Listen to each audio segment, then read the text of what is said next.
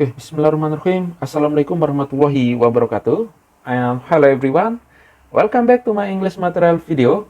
Of course, the best video to study English. Still with me, Mr. Afidi.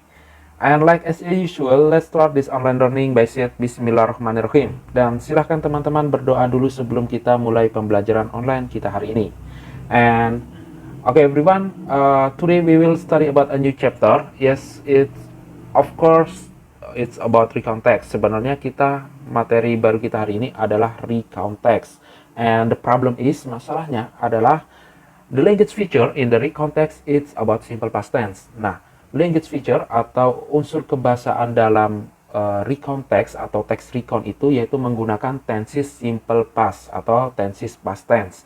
Nah, if I'm not mistaken, we have learned about two tenses, right? Nah, kita sudah belajar dua tenses ya pada bulan-bulan yang lalu, 2-3 bulan yang lalu, yaitu mengenai simple present tense dan present continuous tense. Nah, hari ini sebelum Pak Guru mau menjelaskan lebih detail mengenai recount text, Pak Guru ingin masuk satu materi dulu yang namanya simple past tense ya. Jadi, kenapa sih Pak Guru kita belajar simple past tense dulu? Nah, karena simple past tense itu adalah merupakan unsur kebahasaan dari sebuah text recount atau recount text. Jadi mau tidak mau kita pelajari yang namanya simple past tense dulu. Karena apa? Kalau teman-teman sudah bisa membuat kalimat dalam simple past tense, maka teman-teman nanti akan lebih mudah. It's really easily to all of you make your own recount text. Jadi akan lebih mempermudah teman-teman dalam membuat kalimat dalam text recount-nya nanti. Jadi kita belajar simple past tense dulu ya. Nah, kira-kira apa sih simple past tense itu Pak Guru? Perbedaannya apa dengan simple present tense and present continuous tense yang kita sudah pelajari beberapa bulan yang lalu? Yuk, kita intro dulu.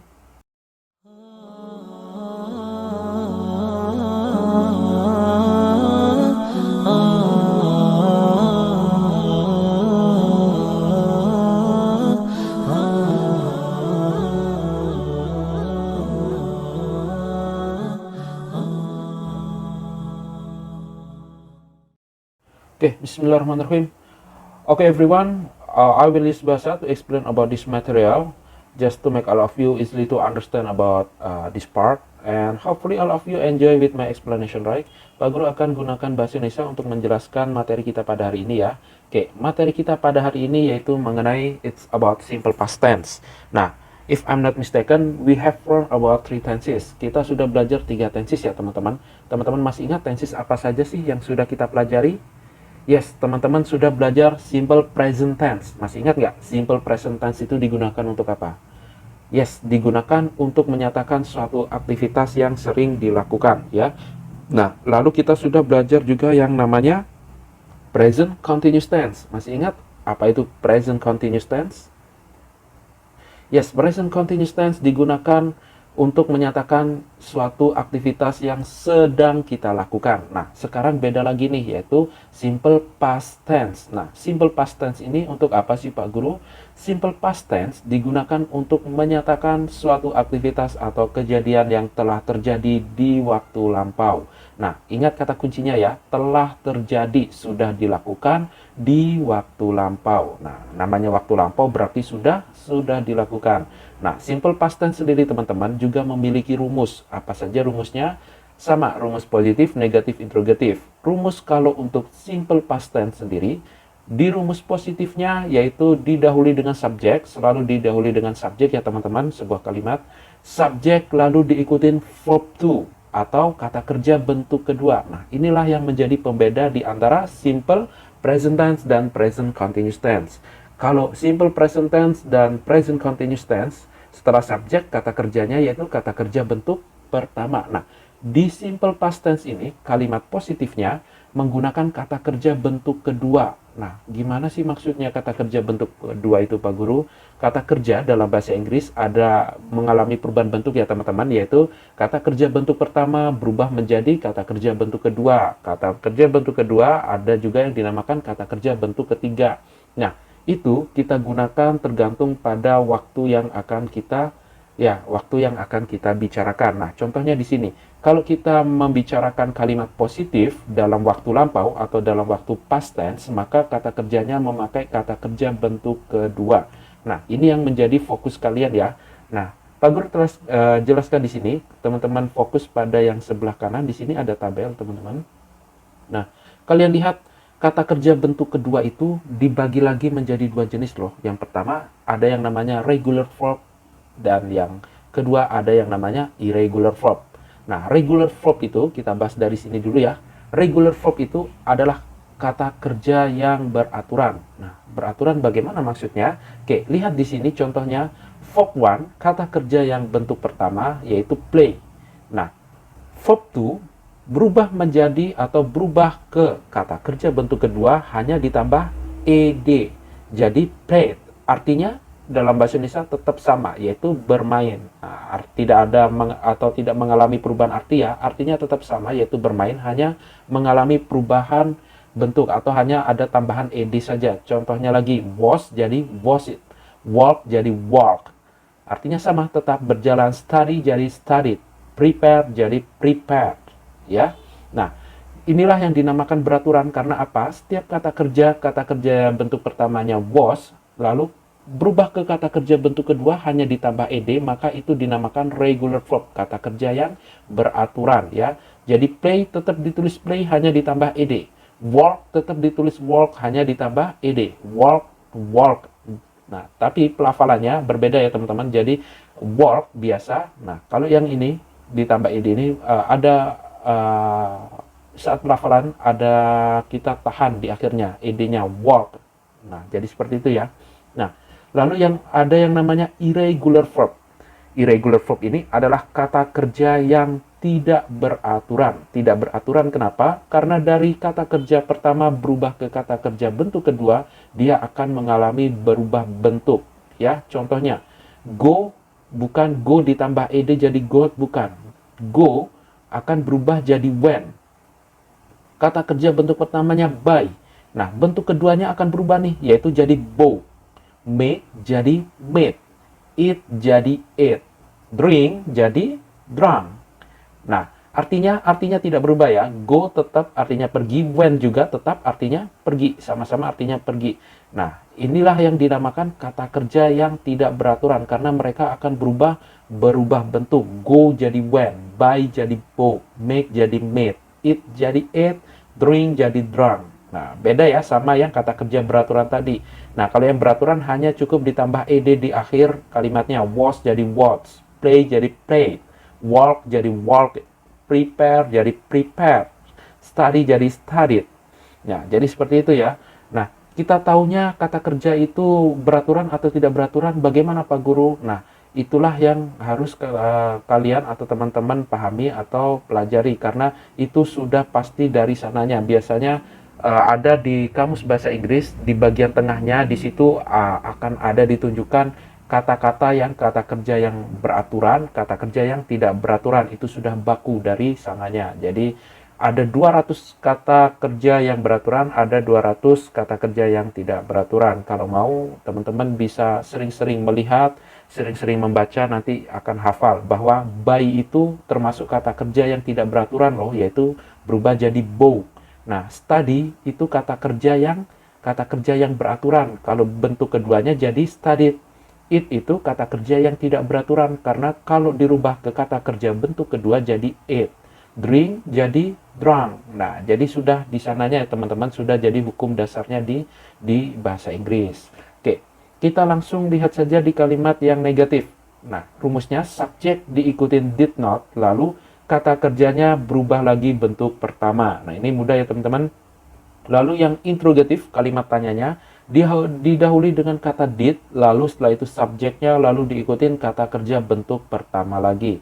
Nah, di sini Pak Guru kasih warna ya. Kalau yang warna hijau ini adalah kata kerja bentuk kedua, yang warna biru kata kerja bentuk pertama. Oke, yang jadi catatan teman-teman adalah kalau simple past tense, kalimat positif saja ya, yang kata kerjanya berubah ke bentuk kedua. Untuk kalimat negatif dan kalimat interrogatif atau kalimat tanya, kata kerjanya berubah lagi ke bentuk pertama. Oke, diingat-ingat ya, jangan sampai dimasukkan kata kerja bentuk kedua nih yang negatif sama interrogatif atau kalimat tanya. Cukup kalimat positif saja yang menggunakan kata kerja bentuk kedua. Oke, sekarang kita lihat contoh kalimatnya. Saya pergi ke Surabaya minggu lalu. Pak Guru mau tanya dulu nih, subjeknya yang mana di sini? Yes, di kalimat ini subjeknya adalah saya ya. Nah, setelah saya baru kata kerja. Kata kerjanya di sini adalah pergi. Kata keterangan waktunya apa di sini? Yes, kata keterangan waktunya adalah minggu lalu. Ingat, minggu lalu berarti sudah terlewati atau sudah lampau ya, sudah terjadi. Nah, gimana kita mengartikan ke dalam bahasa Inggrisnya? Ya, ikutin kalimatnya. Ini termasuk kalimat positif. Kenapa? Karena tidak ada tanda tanya dan tidak ada kata tidak. Maka ini termasuk kalimat positif ya. Jadi dilihat saja. Subjek diikutin kata kerja bentuk kedua. Subjeknya adalah saya, artinya dalam bahasa Inggris adalah I. Setelah subjek kata kerja. Ingat, di sini pergi kata kerjanya ya. Nah, kata kerja pergi ini itu kan adalah go ya. Kalau bentuk pertamanya, tapi karena yang di rumus ini karena simple past tense kalimat positif menggunakan kata kerja bentuk kedua, jadi bukan go yang kita pakai. Yang kita pakai adalah when ya, yang kata kerja bentuk kedua. Oke, wait, ini ya. Jadi I went to Surabaya minggu lalu, bahasa Inggrisnya adalah last week. Jadi akan berbunyi I went to Surabaya last week. Nomor 2 nih. Mereka bermain badminton kemarin. Nah, kemarin keterangan waktunya berarti sudah terjadi ya. Sudah terlewati. Nah, kita lihat nih. Ini kalimat positif, negatif, atau interrogatif? Yes, ini adalah kalimat positif ya. Maka ikutin lagi. Subjek didahulukan. Subjeknya di sini adalah mereka, yaitu bahasa Inggrisnya they. Nah, setelah subjek kata kerja. Kata kerjanya adalah bermain. Bermain itu kata kerjanya adalah play. Nah, ingat, ini yang kalimat positif bentuk kedua. Berarti yang kita pakai adalah yang ada akhiran ed-nya. Jadi play. Jadi akan berbunyi they played badminton.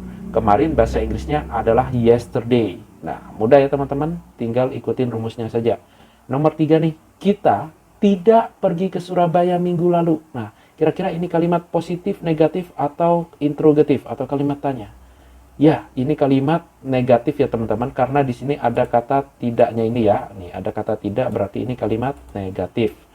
Kita tidak pergi ke Surabaya minggu lalu. Nah, masukkan nih subjek. Setelah subjek diikutin did not. Subjeknya adalah kita, we. Nah, setelah subjek masukkan did not.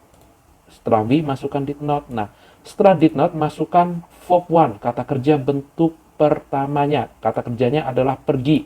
Nah, yang kita pakai adalah go ya teman-teman. Kenapa pakai go? Karena di sini di rumusnya kalau kalimat negatif pakai kata kerja bentuk pertama.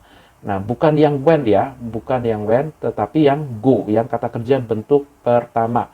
Kita pakai kata kerja bentuk kedua khusus di kalimat positif saja ya. Kalau kalimat negatif dan kalimat tanya pakai kata kerja bentuk pertama. Jadi yang kalimat yang go yang kita pakai. Jadi akan berbunyi we did not go to Surabaya last week. Ya, beda ya. Saya pergi ke Surabaya minggu lalu. I went to Surabaya last week. Kita tidak pergi ke Surabaya minggu lalu. We did not go to Surabaya last week. Kan berbeda kata kerjanya. Kalau yang kalimat positif pakai bentuk kedua, kalimat negatif pakai bentuk yang pertama. Oke, yang nomor 4, apakah dia laki-laki pergi ke Surabaya minggu lalu? Nah, kira-kira ini gimana nih? Ya, ini kalimat tanya ya, ada kalimat tanya, ada tanda tanyanya di akhir kalimat. Maka kita dahulukan did. Did-nya ditulis dulu, setelah did subjek. Subjeknya di sini adalah dia laki-laki, maka bahasa Inggrisnya adalah he. Jadi did he. Nah, setelah subjek masukkan kata kerja bentuk pertama. Kata kerjanya adalah pergi. Nah, kata kerja pergi bahasa Inggrisnya kata kerja bentuk pertamanya atau verb 1-nya adalah go. Bukan pakai yang when ya, pakai yang go. Jadi akan berbunyi did he go to Surabaya minggu lalu, tetap artinya adalah last week. Did he go to Surabaya last week? Apakah dia laki-laki pergi ke Surabaya minggu lalu? Nah, jadi seperti itu ya teman-teman. Jadi jangan sampai salah memasukkan kata kerja. Ingat, yang kalimat positif pakai kata kerja bentuk kedua. Lalu kalimat negatifnya bentuk pertama, kalimat interrogatif atau kalimat tanyanya yaitu kata kerja bentuk pertama. Nah, yang nomor 5 ini Pak Guru kasih tantangan buat teman-teman. Kira-kira ini gimana? Ini kalimat positif, negatif, atau interrogatif. Saya membeli laptop 2 hari yang lalu. Ya, ini kalimat positif. Jadi kalau ingin mentranslate bagaimana? Lihat lagi rumusnya, subjek dulu. Subjek di sini adalah saya. Nah, setelah subjek kata kerja bentuk kedua, kata kerjanya adalah membeli. Nah, maka kita tulis nih, saya itu adalah I ya, bahasa Inggrisnya ya. Membeli, bahasa Inggrisnya membeli apa Pak Guru? Nah, di sini ada kata membeli. Nah, kira-kira pakai buy apa bought? Yes, pakai yang bought ya teman-teman. Ingat, kalimat positif pakai kata kerja bentuk kedua. Nah, jadi yang kita ambil adalah yang bought, yang kata kerja bentuk kedua ini ya. Jadi, I bought, saya membeli laptop, tetap ditulis laptop. Kata keterangan waktunya adalah 2 hari yang lalu. Jadi, bahasa Inggrisnya adalah 2 days ago. Saya membeli laptop 2 hari yang lalu. I bought laptop 2 days ago. Jadi seperti itu ya teman-teman. Ini Pak Guru kasih warna hijau karena termasuk kata kerja bentuk kedua. Oke, jadi seperti itu penjelasan mengenai simple past tense, yaitu tenses yang biasanya kita gunakan untuk menyatakan suatu aktivitas atau kejadian yang telah terjadi di waktu lampau. Ingat rumusnya, kalau yang positif subjek diikutin verb 2 atau kata kerja bentuk kedua. Kalau yang negatif, subject did not, lalu kata kerjanya bentuk pertama. Begitupun juga dengan kalimat tanya, did, diawali dengan kata did, lalu subject, lalu setelah subject diikutin kata kerja bentuk pertama. Nah, untuk hari ini, Pak Guru tidak kasih tugas buat teman-teman, tidak ada tugas tertulis buat teman-teman. Pak Guru hanya ingin kalian tolong tulis artinya, lalu tulis rumusnya dan juga contoh kalimatnya yang ada di sini ya. Ditulis di buku catatannya, terutama rumusnya ya, biar teman-teman minggu depan saat Pak Guru kasih tugas buat kalian, kalian mudah dalam membuat kalimatnya. Nah, lalu tugas yang itu tadi ya, tugasnya tulis hanya menulis ini definisinya, rumusnya, formulanya, dan contoh kalimatnya. Lalu Pak Guru juga mau teman-teman atau kalian mengirim rekaman suara kalian membaca regular verb dan irregular verb ini. Kenapa Pak Guru? Tujuannya agar kalian bisa tertanam sedikit-sedikit bahwa go itu akan jadi when, buy jadi bought ya. Jadi sambil melatih kosakata kalian dalam perubahan bentuk kata kerja pertama ke dalam kata kerja bentuk kedua. Nah, jadi yang kalian rekam suara nanti kalian baca saja, tidak apa-apa. Seperti ini bacanya nanti ya. Play, play, bermain. Wash, wash it, mencuci. Walk, walk, berjalan. Prepare, prepare, menyiapkan. Study, studied, belajar. Go, when, pergi. Buy, bought, membeli. Make, made, membuat. Eat, ate, makan. Drink, drank, minum. Nah, jadi seperti itu ya. Kalian rekam suaranya lalu kalian kirimkan ke dalam WA Pak Guru. Jadi nanti ada 2 ya yang kalian kirimkan. Yang pertama adalah foto bukti kalian mencatat materi simple past tense ini. Lalu yang kedua rekaman suara kalian membaca regular verb dan irregular verb ini yang seperti Pak Guru sudah contohkan tadi pelafalannya. Oke, jadi seperti itu ya teman-teman tugasnya kalian pada hari ini. Okay, gentlemen, maybe that's all about our online learning today. Drop me a line if I can do anything else for you. Yes, of course, at my WA number. And thank you for your attention today, guys. Falar Margulis, and I end this online learning by read doa kafaratul majlis. Subhanakallah. Wassalamualaikum warahmatullahi wabarakatuh, and see you next week.